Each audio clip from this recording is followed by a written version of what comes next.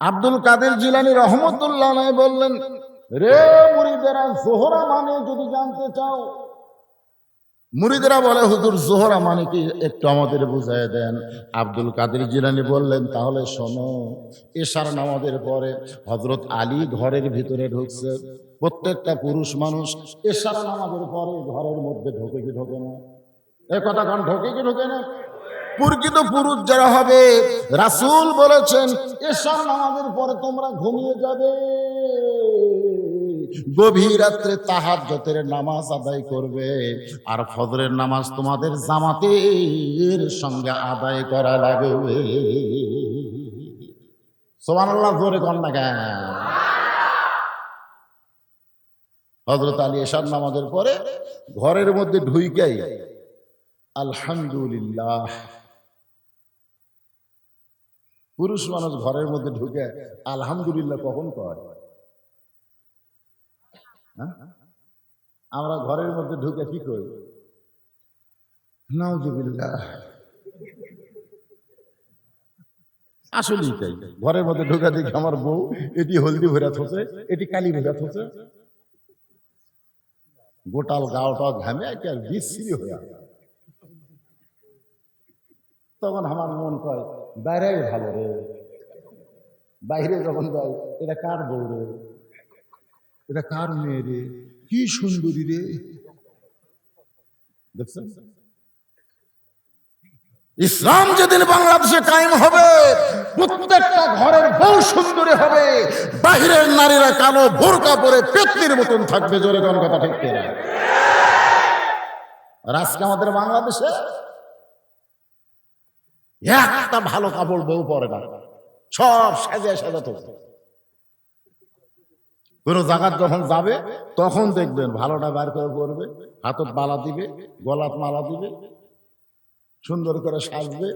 স্বামী এখন খাটের উপর বসে মন ভার করে আছে, বউকে কে মন ভার খেন, বলা হয় তুমি কোথায় বেড়াবার যাবা? হ্যাঁ, সেই জন্যই তো মনে হয় তুমি আমার কাছে যতক্ষণ থাকো পাগলি হয়ে থাকো, আর বাইরে যখন যাও তখন সাজিয়া গুজা দাও। আমার মন বলতেছে তুমি বউ কার? বউ কার, আমার না রাস্তা? আপনি কি মনে করতেছেন একটা সুন্দরী মেয়ে রাস্তায় সাজা গুজা ঘুরলে ওই গ্রামে কি ফকির ঘরে না? এ কথা কোন ফকির ঘরে না? তো ফকির ওই সুন্দরী মেয়ে দেখলে কি করে? ভিক্ষা করা বাদ দেয়, ওই সুন্দরী মেয়ের দিকে তাকায়। ওই গ্রামে যদি একটা মেথর আছে, মেথর পায়খানা পরিষ্কার করে, ওই মেথর যদি একটা সুন্দরী মেয়ে দেখে, তাহলে ওর মন কি করে? তুই কি ফেরেশতা? ওইও কিন্তু ওই গ্রামে যদি কোনো ফেরওয়ালা যায়, ফেরওয়ালা বোঝেন না, গ্রামে গ্রামে ঘরে, ও বলবে ওই যারা আহ আহ করছে রাত্রেবেলা যখন ঘুমাইছে, ওই যে দিনের বেলা জাগ দেখছে, ওই স্বপ্নে ওর কাছে গেছে। আপনার সুন্দরী বউ, বাজারা বউ, মেতর, ভ্যানালা, রিকশাওয়ালা স্বপ্ন দোষ করছে।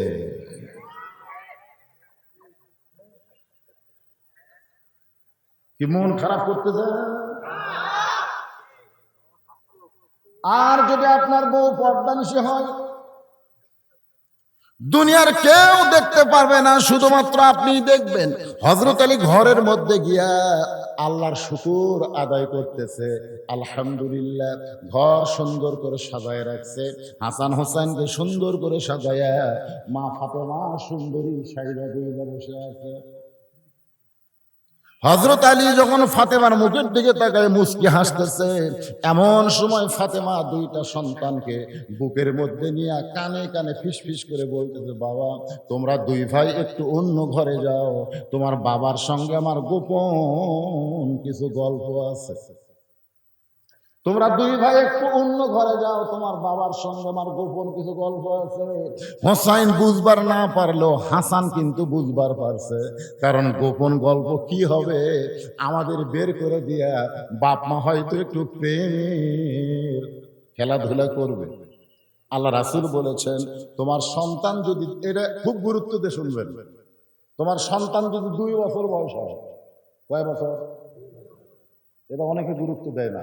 2 বছর যখন বয়স হবে, সন্তান যদি ঘর চেতন থাকে, আপনি আপনার বউকে একটা চুমাও খাওয়ার পারবেন না, একটা চুমাও খাওয়া পারবে না যতক্ষণ চেতন থাকবে। ওই যদি ঘুমায়া যায় তাও আপনার টেস্ট করে দেখা লাগবে। অনেক সময় কিন্তু ঘুমের ভানা করে, আপনি টেস্ট করে দেখতে হবে যে ঘুমাইছে কিনা। হ্যাঁ, যদি ঘুমায় তাহলে আপনারা করেন, অসুবিধা নেই। কিন্তু যদি চেতন থাকা অবস্থায় 2 বছরের বাচ্চা খালি দেখে না, ওটা মেমোরির মধ্যে ধারণ করে, ওই বেড়ে এসে বলতে পারে আব্বা তাই মাছ চাপা ধরছিল রে, জোরে করে কথা ঠিক করে। ইসলাম এত সুন্দর, নিজের হালাল বউকে 2 বছর সন্তানের সামনে আদর করা যাবে না, এরই নাম হলো ইসলাম। আর আমাদের বাংলাদেশে 14ই ফেব্রুয়ারি ভ্যালেন্টাইন ডে, মনে হয় কাতি মাসে কুত্তা দিবস উদযাপন হচ্ছে। মুসলমানের দেশ,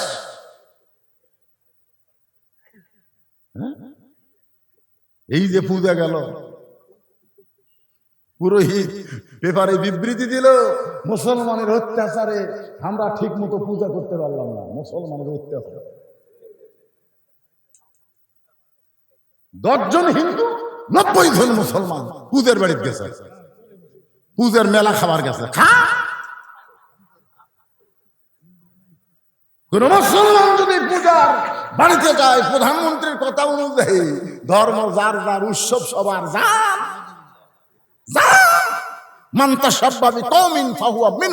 রাসূল বলেছেন যে জাতের সাথে যে জাতের মিল হবে ওই জাতের সাথে বান্ধে আল্লাহ জাহান্নামে দিবেন, জাহান্নামে।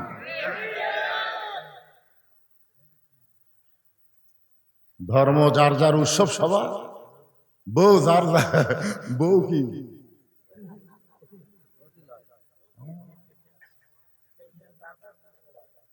আল্লাহর বান্দারা একটু মনোযোগ দিয়ে শোনেন। হযরত আলী ফাতেমার দিকে তাকায় যখন মুচকি হাসি দেয়, এমন সময় ফাতেমা 2 বাচ্চাকে বুকের মধ্যে নিয়ে বলে, বাবু তোমরা 2 জন একটু অন্য ঘরে যাও, তোমার বাবার সঙ্গে আমার গোপন কিছু গল্প আছে। সঙ্গে সঙ্গে হাসান হোসেন 2 ভাই যখন অন্য ঘরে গেছে, এমন সময় ফাতেমা আস্তে করে দরজা বন্ধ করে দেয়। আপনারা বলেন তো, সন্তানকে বের করে দিয়া বউ যদি দরজা বন্ধ করে দেয় তখন স্বামীর কেমন হয়? আপনারা বুঝবার পারতেছেন না। যারা আমাদের মতন মওলানা তারা বুঝতেছে, তারা বুঝতেছে, কারণ তারা কারো বইয়ের দিকে তাকায় না। আমাদের মতন আলেম যারা কারো বইয়ের দিকে তাকায় না, তারা সবসময় নিজের বউ নিয়ে ব্যস্ত থাকে, খালি দেখলি। আর যারা আমাদের মতন বলবি না, এটা কার রে, ওটা কার রে, বাইরকার বিলে দেখতে দেখতে বাড়ির গিয়ে বউ কার ভালো লাগে না, খালি ওভার ডিউটি মারবার চায়। আমরা 2 বিয়ে করলে অনেকে বলে হুজুরের চরিত্র খারাপ। মামুনুল হক 2 বিয়ে করবে কেন রে? আল্লাহ কোরআনে 4টে বিয়ের কথা বলে, 4টে। কয়টার কথা? 2 দিয়ে শুরু করছে। 2টা করো, পারলে 3টা করো, মন চাইলে 4টা করো। আর যদি শারীরিক ভাবে দুর্বল হও, ইনসাফ যদি করবার না পারো, তো একটা নিয়েই ধৈর্য ধরো।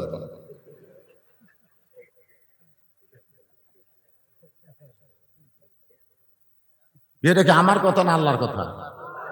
তাহলে আমরা হুজুরা 2 বিয়ে করলে আপনাকে লাগে কোন জায়গা?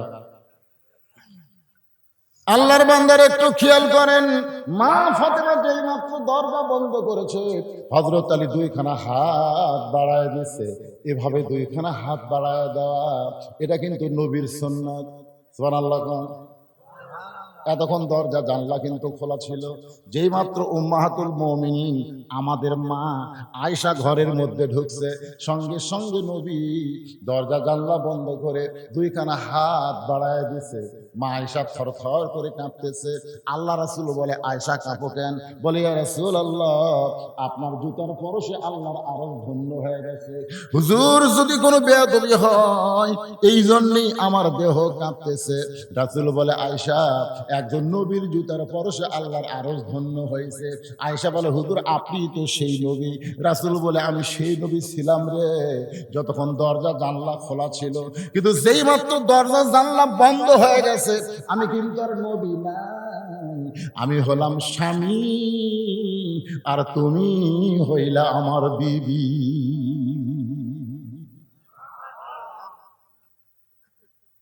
নবী ডাকতেছে, কি হয়ে? নবী হয়ে না স্বামী হয়ে? উম্মাহাতুল মুমিনিন মা আয়েশা দৌড়ে এসে নবীর বুকের মধ্যে মাথা ঢুকাইয়া চোখের পানি খুশিতে বের করে বলতেছে, বাবু, আমার নবী শুধু বিশ্ব নবী নয়, আমার নবী হলেন পৃথিবীর 1 নম্বর স্বামী। যেই কাছে পৃথিবীর 1 নম্বর স্বামী, 1 নম্বর স্বামী বোঝেন? কথা কন, 1 নম্বর স্বামী বোঝেন? বুঝবেন না তো? তাহলে দেওয়ালে দেখেন, পোস্টাল নাই। করোনা হওয়াতে পোস্টাল কমে গেছে, কিন্তু করোনা হওয়াতে কোরআনের পোস্টাল কমে গেলে কি হবে? কলিকাতা হারবালের পোস্টাল ঠিকই লাগিয়েছে। জোরে কোন কথা ঠিকই না? নবী আস্তে করে বুকে নিয়ে এভাবে চাইপা ধরছে। নবীর সুন্নত, নবীর সুন্নতটা খেয়াল করবেন। আজকে বাড়ির যে বউ যখন দরজা খুলে দিবে আস্তে করে নিয়ে এরকম একটা চাপ দিবে, নবীর একটা সুন্নত জিন্দা হবে। জোরে কোন সুবহানাল্লাহ। নবী যেই মাত্র এভাবে বুকে ধরে চাপ মারছে, সঙ্গে সঙ্গে আল্লাহ বলে, জিবরাইল আর দেরি করো না, তাড়াতাড়ি যাও নবীর কাছে কোরআন নিয়ে। ফেরেশতা জিবরাইল বলে, ইয়া আল্লাহ, নবী কি করতেছে, তাড়াতাড়ি কেন যাওয়া লাগবে? আল্লাহ বলে, আর দেরি করো না। ফেরেশতা জিবরাইল আসতে দেরি হয়, তড়িৎ গতিতে এসে আল্লাহর নবীকে সালাম দিলেন, আসসালামু আলাইকা ইয়া রাসূলুল্লাহ। নবী চমকে উঠছে। বুকের ভিতর থেকে মা আয়েশা বলে, ইয়া রাসূলুল্লাহ, হুজুর আপনি চমকে উঠলেন কেন? বলে, ফেরেশতা জিবরাইল আমাকে সালাম দিয়েছে। আয়েশা বলতেছে, এটা একটা সালাম দেওয়ার টাইম হলো যখন আমি আপনার বুকের ভিতরে? ওই সময় আল্লাহ জিবরাইলকে কেন পাঠালো? নবী বলতেছেন, আয়েশা, আমার আল্লাহ জিবরাইলকে এমনি পাঠায় না, অবশ্যই কোনো খবর দিয়ে পাঠাইছে। মা ইয়ান্তিকু আনিল হাওয়া ইন হুয়া ইল্লা ওয়াহয়ুন ইউহা। জোরে কোন সুবহানাল্লাহ। ফেরেশতা জিবরাইল বলে, ইয়া রাসূলুল্লাহ, হুজুর আপনি ঘরের মধ্যে কি করতেছেন এটা আমি জিবরাইল জানি না, তবে আপনি যে আমল করতেছেন, আপনি ঘরের মধ্যে যে আমল করতেছেন, এই আমলে আল্লাহর আরশ খুশি হয়ে গেছে। আল্লাহ তাআলা কোরআনের আয়াত নাযিল করেছে। আপনারা বলেন তো, আল্লাহর নবী ঘরে কি আমল করতেছে? কোরআন শরীফ পড়তেছে, জিকির করতেছে, নামাজ পড়তেছে। তাহলে আপনি কি আমল করেন যে আমলের কারণে আল্লাহর আরশ খুশি হয়ে গেছে? হুন্না লিবাসুল লাকুম ওয়া আনতুম লিবাসুল লাহুন্না। আল্লাহ তাআলা কোরআনের আয়াত নাযিল করেছে। হযরত আলী যেই মাত্র 2 খানা হাত বাড়াইছে, ফাতেমা দৌড়ে গিয়া স্বামীর বুকের মধ্যে মাথা ঢুকায়া ছোট বাচ্চার মতন ফোপায় ফোপায় কান্দার বলে, স্বামী গো, আর কোনোদিন ঘর সাজাবার পারবো না, আর কোনোদিন হাসান হোসেনকে সাজাই দিয়ে পারবো না, আর কোনোদিন সুন্দর হয়ে সেজে আপনার সামনে দাঁড়াবার পারবো না, কারণ আজকে গভীর রাত্রে ফাতেমার মৃত্যু হবে। যেই মাত্র কইছে গভীর রাত্রে ফাতেমার মৃত্যু হবে, গাছের গোড়া কাটলে গাছটা যেমন ঠাস করে পড়ে যায়, হযরত আলী তেমনি পড়ে গেলেন। ফাতেমা আস্তে করে ওই স্বামীর মাথাটা নিজের উড়াতে নিয়ে কপালে একটা চুমা দিয়ে বললেন, স্বামী গো, এমন করে আপনি কাঁদবেন না, কারণ আসলে যাইতে হবে। সুবহানাল্লাহ। এটা কি সত্যি কথা না মিথ্যা কথা? কিন্তু যেদিন ডাক পড়িবে, বলেন, কিন্তু যেদিন ডাক পড়িবে কবর মাঝে যাইতে, জোগাড় কিছু করছো বন্ধু তার মাঝে বিছাইতে। আপনারা কি বিরক্ত হচ্ছেন? এখানে যত যুবক আর মুরব্বী যারাই থাকেন, আপনারা বলেন তো কবে ডাক করবো? কথা কন না কেন? আমার ওয়াজে শোনেন নাই? আমার বউ কিন্তু খুব চালাক, আমাকে যখনই ওয়াজ আসি তখনই বলে দেখে শোনা ওয়াজ করবেন। আমি বললাম কি দেখবো? বলে দেখবেন পুলিশের গাড়ি, র্যাবের গাড়ি, বর্তমান সরকারের কোনো ক্যাডার আশেপাশে আছে কিনা, এগুলো যদি থাকে তাহলে তেল তেল আওয়াজ করবেন। আমি বললাম যদি তেল তেল না করি, বলে পুলিশ ধরবে, র্যাব ধরবে, আবার ধরা পড়বেন। আমি আমার বইয়ের কপালে চুমা দিয়ে বললাম, তুমি পুলিশ ধরার, র্যাব ধরার চিন্তা করো, কিন্তু তুমি কি জানো আমাকে যে কোনো সময় আজরাইল ধরবে? আমার বউ কান্দায় কয়, স্বামী গো, আমি কোনোদিন তো আজরাইল ধরার চিন্তা করি না। আজকে যারা এখানে এসেছেন রে যুবকেরা, মুরব্বীরা, বাবাজিরা, যে কোনো মুহূর্তে আজরাইল আমাদেরকে ধরবে। ধরে কোন কথা ঠিক না? তাহলে আমার সঙ্গে সকলে একটু সুরে সুরে বলেন, দেখবেন ইমানের তারাক্কি হবে। সবাই বলেন, কিন্তু যেদিন ডাক পড়িবে কবর মাঝে যাইতে, জোগাড় কিছু করছো বন্ধু তার মাঝে বিছাইতে। সবাই বলেন, ডানে কবর, বামে কবর, নিচে কবর আছে যে, ওপর দিকে চাইয়া দেখো বাঁশের ছাউনি দিছে কে। এমন আজাব দিবে রে ভাই কবরের ওই মাটিতে, গলা ফেটে রক্ত ঝরবে চিৎকারের ওই চোটেতে। ওগো স্বামী, এমন করে আপনি কাঁদবেন না, আসলে যাইতে হবে। আমি সব সময় আল্লাহকে বলেছি, আল্লাহ আমি ফাতেমা পর্দার মধ্যে বড় হয়েছি, পর্দার মধ্যে চলাফেরা করেছি, আমার মৃত্যুটা তুমি পর্দার ভিতরে দিও। আল্লাহ তাআলা আমার দোয়া কবুল করেছে। আজকে গভীর রাতে আমার মৃত্যু হবে। আমি মরে যাওয়ার পরে আমার তিনটা চাওয়া আপনাকে পুরা করা লাগবে। অনেকে এখন প্রশ্ন করবেন, ফাতেমা মৃত্যুর খবর কেমন জানলো? কোন মানুষ তো মৃত্যুর খবর জানে না, আল্লাহ যদি জানায় তাহলে জানে। ধরে কোন কথা ঠিক না? ফাতেমা বলতেছে, বাবা দুনিয়া থেকে বিদায় নেওয়ার 6 মাস সময় চলে গেছে, আজকে গভীর রাত্রে আমার মৃত্যু হবে। আমি মরে যাওয়ার পর আমার তিনটা চাওয়া পুরা করবেন। রে মায়েরা একটু মনোযোগ দিয়ে শোনেন। আলী কান্দার বলে, ফাতেমা দুনিয়াতে গরিব ছিলাম বলে তুমি কিছুই চাইলা না। যখন হযরত আলীর সঙ্গে ফাতেমার বিয়ে হয়, আপনারা অবশ্যই জীবনী পড়ে দেখবেন, মক্কা মদিনার অনেক ধনী ধনী সাহাবীরা নবীর মেয়ে ফাতেমাকে বিয়ে করতে চাইছিল, কিন্তু আল্লাহ কিছুই কয় না। আল্লাহ কিছু না করিলে নবী তো কিছু করতে পারে না। আপনারা বলেন তো, আল্লাহ কিছু না বললে নবী কিছু করতে পারে? মা তাকুমুর রাসূলু ফাখুযুহু ওয়া মা নাহাকুম আনহু ফান্তাহু। নবী কিছুই করতে পারে না। বয়স হয়ে গেল 17 বছর। এমন সময় আল্লাহ বলে, হাবিব ফাতেমাকে আপনি মায়ের মতন সম্মান করেন, কলিজার টুকরা বলে আপনি তাকে ভালোবাসেন, আপনার কাছেই তাকে রাখতে চাই। আপনার আশেপাশে যে ঘুর ঘুর করে আলী, আপনার আপন চাচাতো ভাই, সে আলীর সঙ্গে আমি আল্লাহ ঘটকালি করে দিলাম। লিল্লাহি তাকবীর। যখন বিয়ে হলো তখন আল্লাহ রাসূল আলীর হাতে তুলে দিচ্ছে, আলীর হাতে তুলে দেয় না, দিয়ে বলতেছে, ফাতেমা আলীকে কষ্ট বেশি। গভীর রাত্রে হযরত আলী চেতন বসে, চেতন পায় দেখে ফাতেমা নাই। একসাথে শুনছে, কিন্তু চেতন পাওয়ার পরে ফাতেমা নাই। কে গেল কোথায়? দরজার দিকে তাকায় দেখে দরজা ফাঁক হয়ে আছে। দরজাতে সে তাকায় দেখে মরুভূমির মধ্যে কালো চাদর এরকম মাথায় দিয়ে খুব জোরে জোরে হাঁটতেছে। হযরত আলী সন্দেহ হয়ে গেল, এই গভীর রাত্রে আমাকে ঘুমের মধ্যে রাখা আমার বউটা যাবে কোথায়? নিরাপদ দূরত্ব বজায় রেখে পিছনে পিছনে হাঁটা শুরু করলো।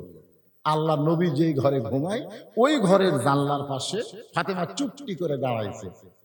হযরত আলী একটু দূরে দাঁড়াইছে, একটু দূরে দাঁড়াইছে, দেখি ফিসফিস করে কি কয়, আমার বিরুদ্ধে মনে হয় কিছু বলবো। ফাতেমা জানলার কাছে বলতেছে, মা খাদিজা যদি জীবিত থাকতো, ও বাবা, তাহলে আপনার কাছে কোনোদিন আমি গভীর রাত্রে আসতাম না। কারণ মেয়েরা মায়ের কাছে সব কথা বলতে পারে, বাবার কাছে সব কথা বলতে পারে না। বলে কোন ঠিক কিনা? ও বাবা, বাবা গো, যদি আপনি চেতন থাকেন তাহলে মেহেরবানি করে একটু দরজা খুলে দেন। সঙ্গে সঙ্গে নবী দরজা খুলে দিয়েছে। ফাতেমা যেই মাত্র ঘরের মধ্যে ঢুকছে, হযরত আলী দৌড়ে এসে ওই জানলার কাছে কান লাগাইছে। জানলার কাছে কান লাগায় চিন্তা করে দেখি ভিতরে বাপ মেয়ের কি গল্প হয়। নবী বলতেছেন, ফাতেমা তুই একা একা ঘরের মধ্যে ঢুকলি কেন? আলীকে ও ঘরের মধ্যে নিয়ে তুই একা একা কেন? আলী কেউ নিয়ে আয়। আলী জানলার চুপ চুপ ঢুকে রে।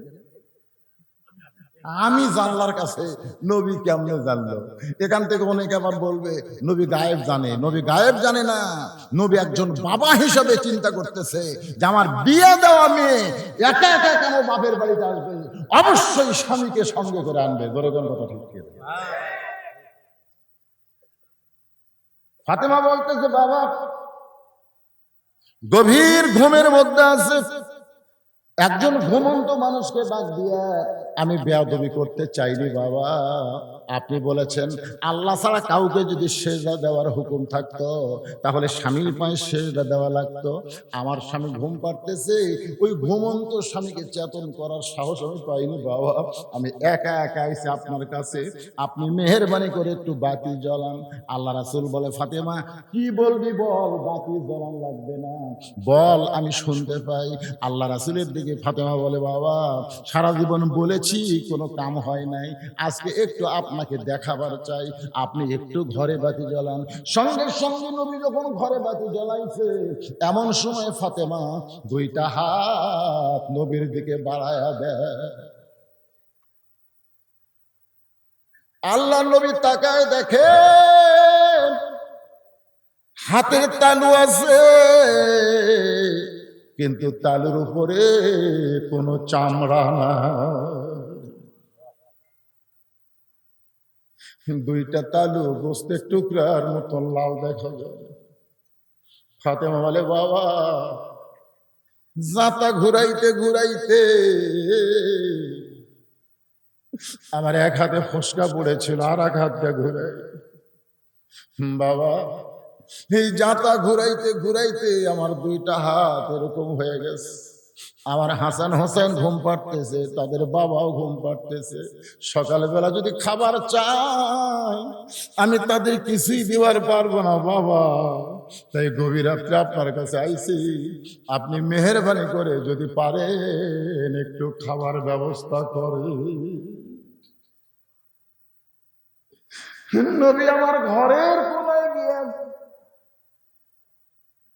ডাকতে বলে, মাবুদ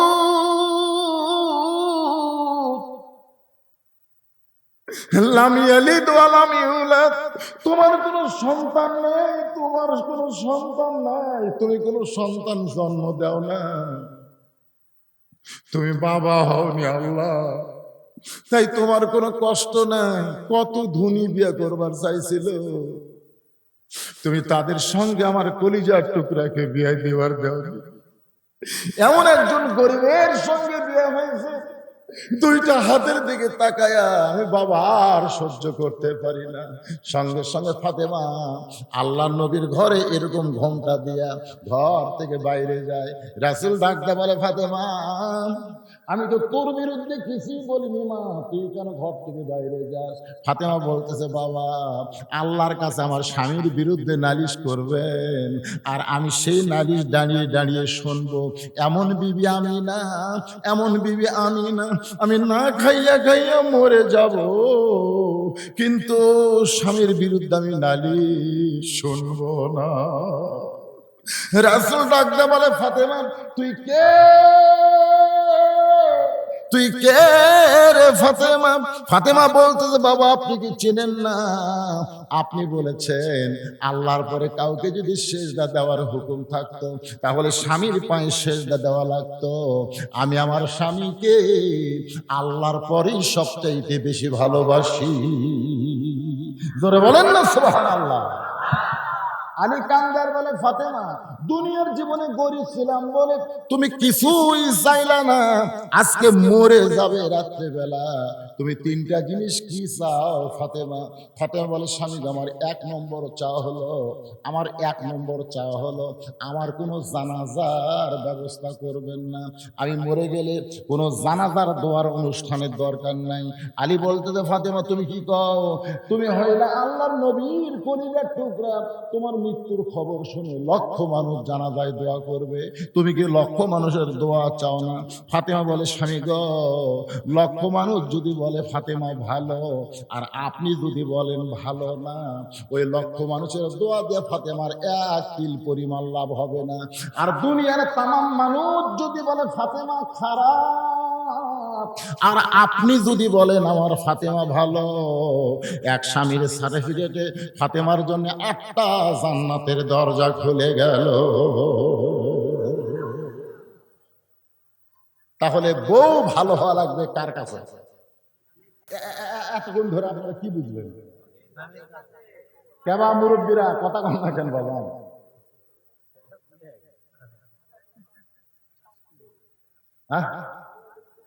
জোরে বলেন, বউ ভালো হওয়া লাগবে কার কাছে? এই মায়েরা বোনেরা, পর্দার অন্তর যারা বসে আছেন, আমার বউ কিছু হলে খালি তুমি আমার দেখতে পারো না, খালি তুমি বাইরে দেয়া খোঁজ নাও, পাড়ার একটা লোক আমার খারাপ পায়, খালি তুমি আমার দেখতে পারো না। তখন আমি কানে কানে যাই, কই তুই কি ওভার ডিউটি করি?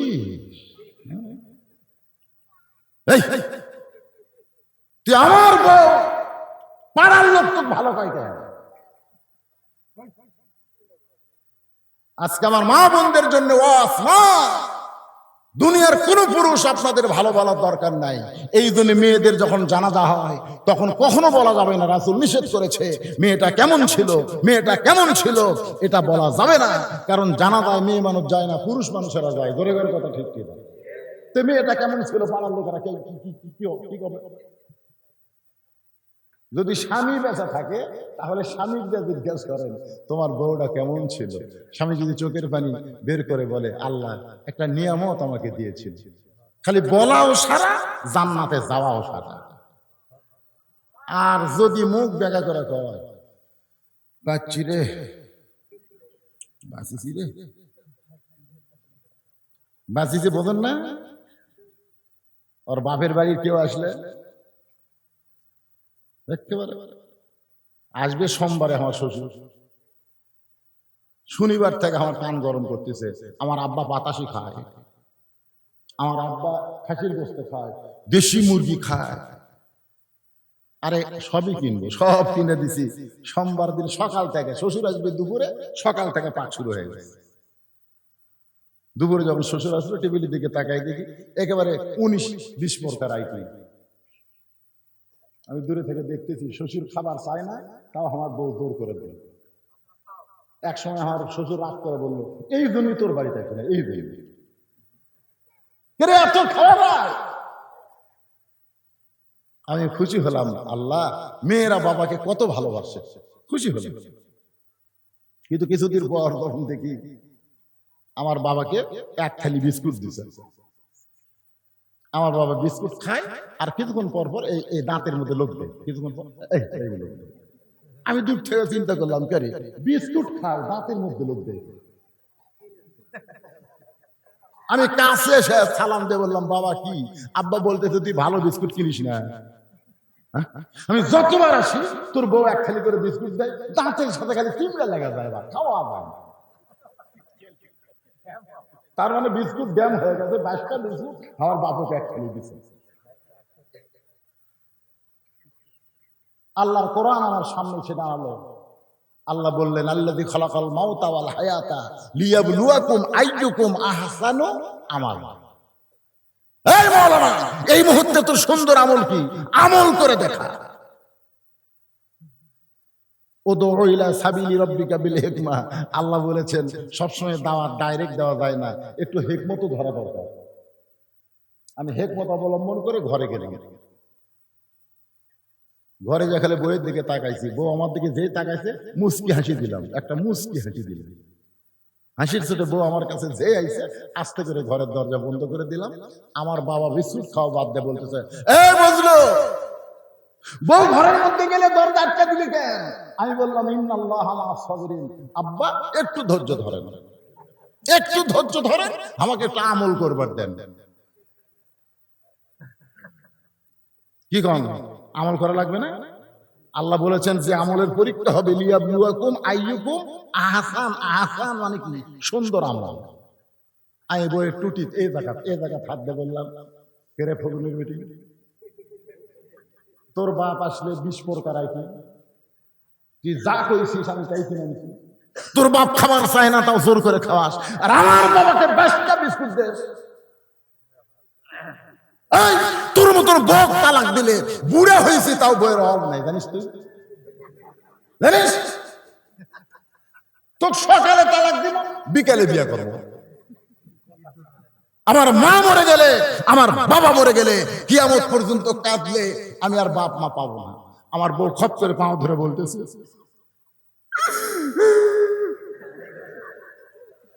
আজ থেকে আল্লাহর শপথ করলাম, তোমার বাপও যা আমার বাপও তাই, তোমার বাপও যা আমার বাপও তাই। আমি আস্তে করে দরজা খুলে দিলাম। এরপর আমার বাবা আরো 3 বছর জীবিত ছিল। আমার বাবা চোখের পানি নিয়ে বলে, বাজান ওই দিন দরজা বন্ধ করে তুই যে কি আমল করেছিস বাবা, আল্লাহ যেন তোর বউকে ফেরেশতা বানায়া দিছে।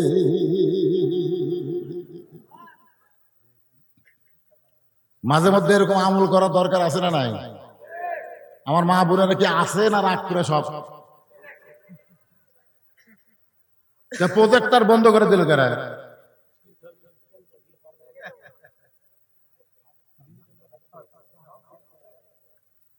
চলে গেছে?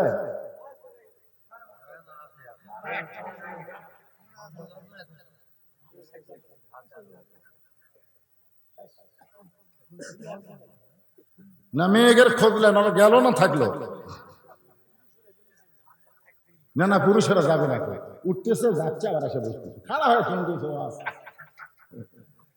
কি বিরক্ত হচ্ছেন? একটু মহব্বতের জিকির করেন, লা ইলাহা ইল্লাল্লাহ, লা ইলাহা ইল্লাল্লাহ। একজন ওটা বসে না, জিকিরের সময় কেউ ওঠে নাকি? বসো বাবা। লা ইলাহা ইল্লাল্লাহ, লা ইলাহা, লা ইলাহা ইল্লাল্লাহু মুহাম্মাদুর রাসূলুল্লাহ। সকলে বলি সাল্লাল্লাহু আলাইহি ওয়াসাল্লাম। আসুন একটু মনোযোগ দিয়ে কথাগুলো শুনবেন। ওগো স্বামী, আমার 2 নম্বর চাহিদা হলো, আমি মরে যাওয়ার পর আমার লাশটা কিন্তু খাটনিতে তুলবেন না, কারণ খাটনি কান্দে নেওয়ার 4 জন পুরুষ মানুষ লাগবে। ধরে কোন কয়জন? আপনাদের এলাকায় যখন মেয়েরা মরে, আপনারা বলেন তো কোন দুলা ভাই শালির খাটনি কান্দে নিবার পারবে? এ কথা কন না কেন?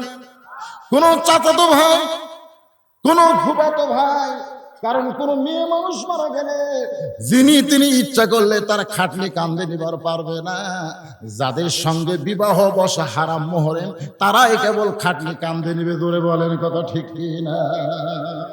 আল্লাহর বান্দারা, মা ফাতেমা বলে, স্বামী গো, আমি হিসাব করে দেখলাম, আমি মরে যাওয়ার পরে আমার যে 4 জন খাটনি কান্দে নিবে, আমি হিসাব করে দেখলাম 4 জন নাই।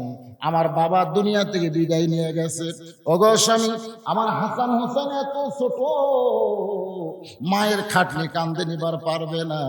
তাই আপনি আমার লাশটা কান্দে করে ওই জান্নাতুল বাকির পূর্ব কোণায় সবুজ রঙের একটা বাতি জ্বলবে, ওই বাতি বরাবর আমাকে কবর দিবেন। ওগো স্বামী, দিনের রাতের বেলা মৃত্যুবরণ করব, আর দিনের বেলায় আমার কবর দিবেন, আমার পর্দার খেলাফ হয়ে যাবে। এই জন্য গভীর রাত্রে আমাকে কবর দেওয়া লাগবে। যদি আপনি আমার কবর খুঁড়তে না পারেন, আপনার একান্ত বন্ধু যদি কেউ থাকে দুনিয়ায়, তার একটু বলবেন সে যেন কবরটা খনন করে দেয়। গভীর রাত্রে হযরত আলী আবু যর গিফারের জানলার কাছে ছোট বাচ্চা যেমন কান্দে তেমন করে কাঁদতেছে। আবু যর গিফারি চমকে গেল, এই গভীর রাতে এমন করে কে কান্দে রে? দরজা খুলে এসে দেখে আসাদুল্লাহিল গালি হযরত আলী কাঁদতেছে। আবু যর গিফারি বলে, আলী ভাই, জীবনে বহু যুদ্ধে তোমার সঙ্গে গেলাম, কোনো যুদ্ধে তোমাকে পরাজিত হয়ে কাঁদতে দেখি নাই। আজকে তোমার জীবনে এমন কি যুদ্ধ শুরু হয়েছে, তুমি কেন কাঁদতেছো? আলী বলতেছে, আবু যর, জান্নাতুল বাকির পূর্ব কোণায় সবুজ রঙের একটা বাতি জ্বলতেছে, ওই বাতি বরাবর একটা কবর কর। আবু যর গিফারি বলতেছে, এখন পর্যন্ত কেউ মরে নাই, কার জন্য কবর করব? আর রাতের বেলা কবর কেন করা লাগবে? দিনের আলোতে কি কবর খনন করা যাবে না? আলী বলতেছে, আবু যর, একজন পরদানিশী এই গভীর রাতে দুনিয়া থেকে বিদায় নেবে, আমার ওসিয়ত করেছে এই রাতের বেলায় তাকে দাফন করা লাগবে। আবু যর গিফারি বলে, আলী ভাই, সেই পরদানিশীর নাম কি আপনার মুখস্থ নাই? আলী বলতেছে, আবু যর, আমার হাসান হোসাইন আবার মা হারাবে। জোরে কোন, কি হারাবে? আচ্ছা, এ কথা কেন বললেন যে আমার হাসান হোসাইন আবার? এটা বলার পিছনে কারণ কি? কারণ হলো 6 মাস আগে নবী দুনিয়া থেকে চলে গেছে। কয় মাস আগে? 6 মাস আগে নবী দুনিয়া থেকে চলে গেছে। হাসান আর হোসাইন নানা নানা বলে কানতে কানতে পাগল। যে কোনো সাহাবী পায় তারই জিজ্ঞেস করে, আমার নানা কোথায়, আমার নানার খবর দাও। হযরত আবু বকর রাদিয়াল্লাহু ঘোষণা করেছে, রে নবীর সাহাবীরা, যতদিন হাসান হোসাইন নানা নানা বলে কানবে ততদিন পর্যন্ত নবীর রওজা দেখাবা না। এই ঘোষণা কি করছে? আবু বকর রাদিয়াল্লাহু। কেন করছে? কারণ এরা দুই ভাই যদি নানা নানা বলে চিৎকার দেয়, নবীর রওজার পাশে আল্লাহর নবীর ঘুম ভেঙে যাবে। কারণ আমাদের নবী রওজার মধ্যে মরে নাই, আমাদের নবী রওজার মধ্যে ঘুমায় আছে। জোরে কোন কথা ঠিক কি না? এই জন্য আমার সঙ্গে সকলে একটু বলেন, ইসলামের আলো জ্বলায়া দিয়া নবী ঘুমায়া আয়াসেন সোনার। বিশ্বাস করতেছেন আপনারা? আপনারা যে দরুদ শরীফ পড়েন, এই দরুদ গুলো কোথায় যায়? এই জোরে কর না, কোথায় যায়? আহা, কি বিরক্ত হলো। কে বাবা, মুরব্বী কুড়ি গেছিলেন বাবা? না না, শোনেন, কথাটা বলছি, যেগুলো কথা আমাদের গুরুত্ব নাই। আমি মা বোনদের জন্য যে ওয়াজগুলো এতক্ষণ করলাম, আমাদের মা বোনেরা ভালো হবে না? এই কথা ভালো হবে না? এখন যে কথাটা বলতেছি, যেই নবীর উম্মত হয়ে যেই নবীর সুপারিশ নিয়ে জান্নাতে যাবেন, সেই নবীর কথা যখন বলা হয়, পেশাব লাগে কেমনে? হিসেবে তুমি ডায়াবেটিস রোগী, এই যে কথা বলতেছি, আমার তো তল চাপ হওয়া দরকার। আমি তো 1 ঘন্টা পর পর পেশাব করে যাওয়ার কথা। আমি যদি বলি, বাবা তোমরা 10 মিনিট বসে থাকো, আমি পেশাব করে আসি, আপনারাই বলবেন এ বক্তার চলবে না, ওয়াজ করতে করতে পেশাব করবার যায়। তার চাকরি এত পেশাব লাগে কেন? প্রথম একটা ওয়াজ এলাকা হচ্ছে, আগামীতে ওয়াজ হবে কিনা, তার পরিবেশ হবে কিনা, ধরে কোন কথা ঠিক কিনা? আশ্চর্য কথা, ওটা বসা কেন?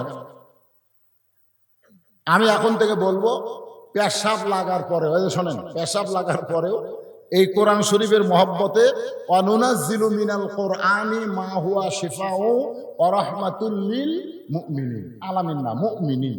এই কোরআনকে আমি নাজিল করেছি মুমিনদের যাবতীয় ঔষধ হিসেবে। যারা যুবকেরা আছো, যারা মোটামুটি এখন কমজোরি হয়ে গেছে, ঠিক মতো বউরে খুশি করতে পারতেছে না, আমি তোমাদেরকে কোরআন থেকে একটা আমল দেব। আমল সে আমল করলে একেবারে বাঘের বাচ্চা হয়ে যাবে, বাঘের বাচ্চা। এত ঘন ঘন পেশাব লাগবে কেন?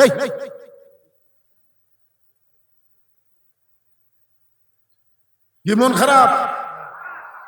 হ্যাঁ, অত্যন্ত গুরুত্বপূর্ণ কথা বাবা, একটু মনোযোগ দিয়ে শোনো। আবার মা হারাবে। আবু বকর বলেছে, নবীর রওজা খবরদার হাসান হোসেনকে দেখায় দিবা না। আপনারা বলেন তো, হাসান হোসেনের সঙ্গে নবীর সম্পর্ক কেমন ছিল? কত ভালো। যদি দুই ভাই নবীর রওজার পাশে গিয়া নানা নানা বলে ডাক দেয়, আবু বকর বলতেছে আমার বিশ্বাস নবীর ঘুম ভেঙে যাবে।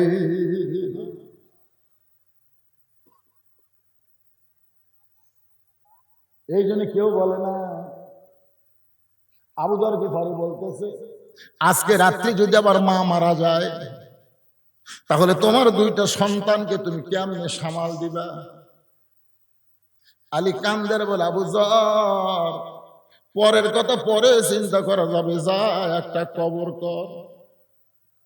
আবু যর গিফারি কোদাল নিয়ে ওই জান্নাতুল বাকির পূর্ব কোণায় গিয়ে দেখে একটা বাতি জ্বলতেছে, যেই বাতির কোনো তার নাই, যেই বাতির কোনো সুইচ নাই, বিনা তারে বিনা সুইচে আমার আল্লাহ অটোমেটিক জ্বালায়া দিছে। রে সোহান আল্লাহ বলা বান্দা শোনো, তুমি যে কবরে যাবা, যেই কবরে কোনো দরজা থাকবে না, জানলা থাকবে না, যেই কবরে কোনো বালিশ খাতা থাকবে না, সেই কবরের পাথেও যদি জোগাড় করে তুমি কবরে যাইতে পারো, তোমার কবর অন্ধকার থাকবে না, তোমার কবরকে আল্লাহ জান্নাতের টুকরা বানায়া দিবে। আবু যর গিফারি লক্ষ্য করে দেখে এই বাতির কোনো তার নাই, বাতির কোনো সুইচ নাই, এই বাতি কে জ্বলাইছে, কে জ্বলাইছে? বাতির আলো কিন্তু গোলাকার হয়ে পড়ে, কিন্তু বাতির আলোটা কবরের মতো চারকোনা হয়ে পড়ে গেছে। ওই আলোর মধ্যে আবু যর গিফারি কোদাল দিয়া কবর খনন শুরু করে দিল। কবর খনন করতেছে, হঠাৎ আবেগে, একটা হলো বিবেক আর একটা হলো আবেগ। মানুষের অনেক সময় বিবেক কাজ করে না, বিবেক লোপ পাওয়া যায়, তখন মানুষ আবেগে কথা বলে। ধরে কোন কথা ঠিক কি না বলেন? আমার ছোট একটা মেয়ে আছে, আমি বুকের মধ্যে নিয়ে বলি আমার মা রে, মা ও মা, আমার মা এখন কাছে বসতে বলতেছে ওটা যদি তোর মা হয় তাহলে আমি কে? আমি বললাম বিবেকে তুমি আমার মা, আর আবেগে একে আমি মা কইছি, মা এটা আসলে আবেগ। মা তোমার তোমার একটা পশমের যোগ্য আমার মেয়ে হতে পারবে না। ধরে কোন কথা ঠিক না? মায়ের এক ফোঁটা দুধের দাম কাটিলে গায়ের চাম, পায়ের জুতা বানাইলে ঋণের শোধ হবে না, এমন দরদি ভাবে কেউ হবে না আমার মা গো। এখন আপনারা বলেন বর্তমানে বাংলাদেশের যে বিচারক গুলো বিচারকের আসনে বসে আছে, এলা আবেগে না বিবেগে? এই জায়গা তার হোঁহা করছেন না। আবেগ আর বিবেক বলছেন না। পরিমণি জেলখানার থেকে হাতত আলতা দিয়ে বাড়ায়, মেহেন্দি দিয়ে বাড়ায়, আর কাজী ইব্রাহিমের মতন শ্রেষ্ঠ আলেমের হাতে হাত করা পরায় চোরের মতন নিয়ে যায়, যাই একটা দৌড় দিতে গেলে পড়ে যাবে। ধরে কোন কথা ঠিক রে? আমার বাদে শোনেননি? 6 বছর থেকে আমের কাছে চাষ করছে, চাপায়ের কান সাটে, জ্যৈষ্ঠ মাসে দেখতে গেছে আম পাকছে কিনা, যায় দেখে ছোট এক ছেলে গাছের ডালে বসে আম পাড়তিছে আর ব্যাগের মধ্যে তুলতেছে। বাগানের মালিক কয় আমি খাই নাই, গোসল কেউ খাই নাই, তুই আমার কাছে আম পাড়তেছিস, তোর বাপকে গিয়ে বিচার দিব রে, এই তোর বাপকে গিয়ে বিচার দিব। ছেলে খালি মুক্তি মুক্তি হাসে। বাগানের মালিক বলে হাসিস কেন? বলে হাসার কারণ হলো আমার বাবা খোদা লাগবে না, আপনার আর এক গাছের দিকে তাকান, আমার বাবা যাইয়া বিচার দেওয়া লাগবে।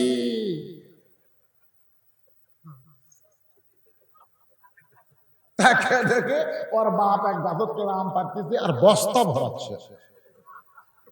তখন লোকটা নিচে বসে আবেগে কান্দে, আবেগে কান্দে আর বলে বিচার দিব কার কাছে? বেটা হছো বাপু হছো, আজকে আমাকে সমাজের অবস্থা হয়েছে, তাই বিচার দেওয়ার জায়গা নাই। ধরে কোন আবেগে আবু যর গিফারি কোদাল দিয়া গভীর রাত্রে কবর খনন শুরু করলেন। আবেগে বলতেছেন, কবর, তোর মধ্যে এমন একজন মহিয়সী নারীকে রাখা হবে, তুই কি বলতে পারিস কবর দিনের বেলা কবর খনন না করে রাতের বেলা কবর কেন খনন করা হচ্ছে? কবর রে, তোর মধ্যে এমন একজন মহিয়সী নারীকে রাখা হবে, আল্লাহর নবী তাকে জান্নাতি নারীদের নেত্রী ঘোষণা করেছে। সুবহানাল্লাহ। কবর, খবরদার বেয়াদবি করবি না, তোর মধ্যে এমন একজন মাকে রাখা হবে যার দুইটা সন্তানকে আল্লাহ তাআলা জান্নাতের যুবকদের সর্দার ঘোষণা করেছে। সুবহানাল্লাহ। কন্যা কবর, তুই কি জানিস রে কবর, তোর মধ্যে এমন একজন মহিয়সী নারীকে রাখা হবে, আল্লাহর নবীর মেয়ে হওয়ার পর নবী তাকে মা বলে সম্মান করেছে। সুবহানাল্লাহ। কন্যা ফাতেমা নবীর মেয়ে না মা? এজরে কোন মেয়ে না মা? মেয়ে, কিন্তু নবী তাকে মার মতন সম্মান করেছে। কবর, খবরদার বেয়াদবি করবি না, তোর মধ্যে এমন একজন মহিয়সী নারীকে রাখা হবে যার স্বামীকে আসাদুল্লাহিল গালিব ডিগ্রি দেওয়া হয়েছে। এই বলে আবার যখন কোদাল মারতে চায়, এমন সময় একটা আওয়াজ আসতেছে। মনে করবেন না এটা ফাতেমার জন্য, তা মনে করবেন না, এটা দুনিয়ার সমস্ত কবরবাসীদেরকে শিক্ষা দেওয়ার জন্য বলা হচ্ছে। আবার মনে করবেন না যেটা ফাতেমার জন্য এই আওয়াজ, এটা কিন্তু ফাতেমার জন্য না, এটা হলো আমাদের জন্য। যেরকম কার জন্য? আমাদের জন্য বলা হচ্ছে। কার মা, কার মেয়ে, কার বিবি, এগুলো কবর দেখবে না।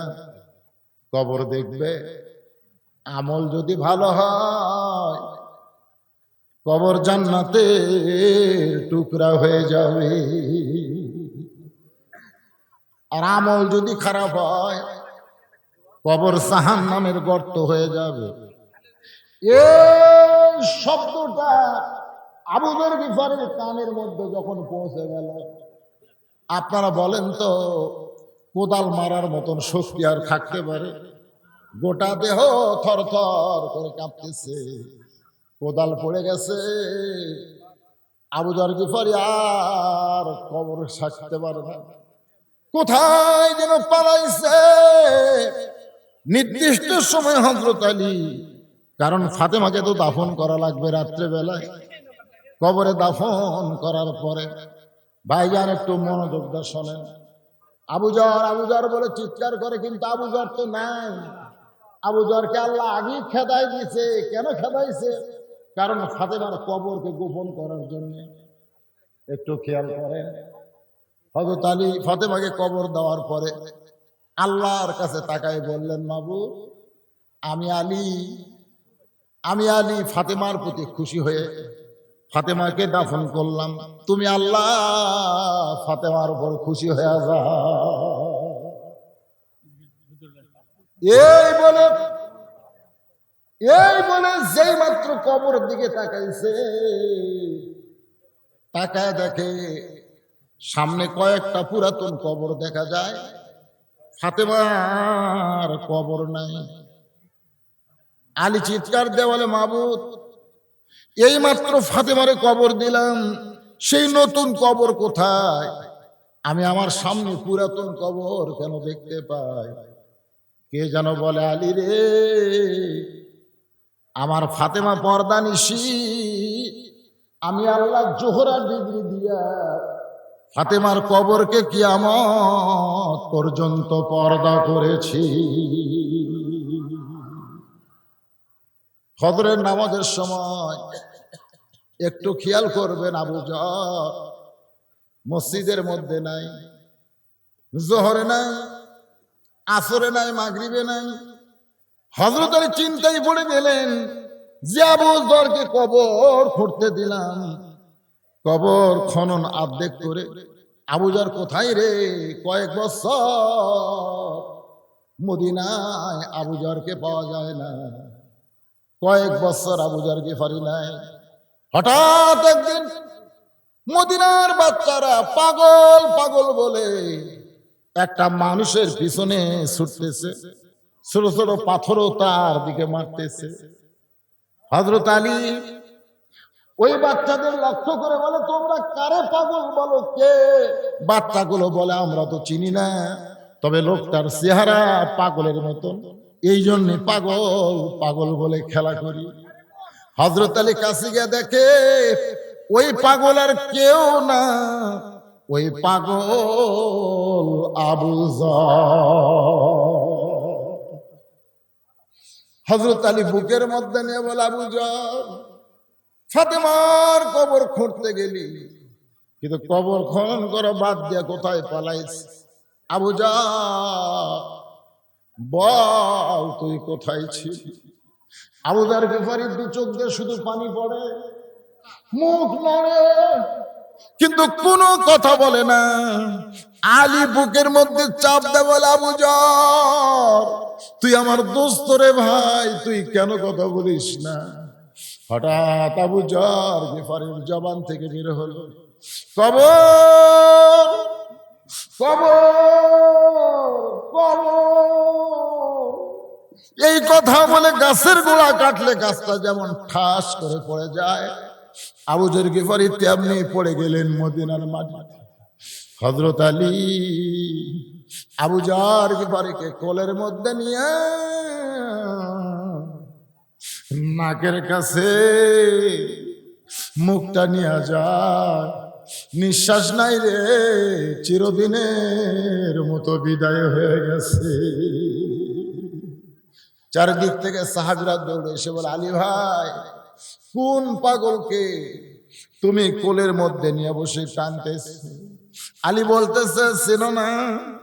নবীর সাহাবী আবু যর শুধু কবর কবর কবর বলে আর কিছু বলতে পারলো না, দুনিয়া থেকে বিদায় হয়ে গেল।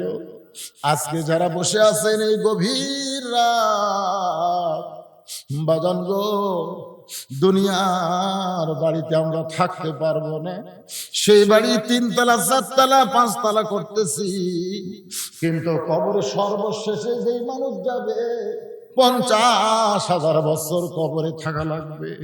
সে অন্ধকার কবরকে স্মরণ করে যে কোনো সময় আমাদের মৃত্যু হবে, এই মৃত্যুটাকে খেয়াল করে ফজরের নামাজ থেকে আপনারা কি বলতে পারেন বাকি জীবনে আর একটা ওয়াক্ত নামাজ আমরা বাদ দিব না? আর কথা কয় না। এই যে মাঝে মাঝে যারা উঠে চলে গেল, এ নামাজ পড়ে, এদের কাছে ওয়াজ করেও লাভ নেই। মানুষ যে খালি বেশি হলেই ওয়াজ, তা কিন্তু না। আমি যে আপনাদের সামনে এতক্ষণ কথাবার্তা বললাম, আপনারা কি বিরক্ত হলেন? ভাই, বিরক্ত হলেন? আমি মা বোনদের জন্য বলেছি, পর্দার ব্যাপারে বলেছি, মসজিদের ব্যাপারে বলেছি, সব কিছুর ব্যাপারে বর্তমান প্রেক্ষাপট নিয়েও কিছু কথা বলেছি। আল্লাহ পাক আমাদের সবাইকে আমল করার তৌফিক দেন।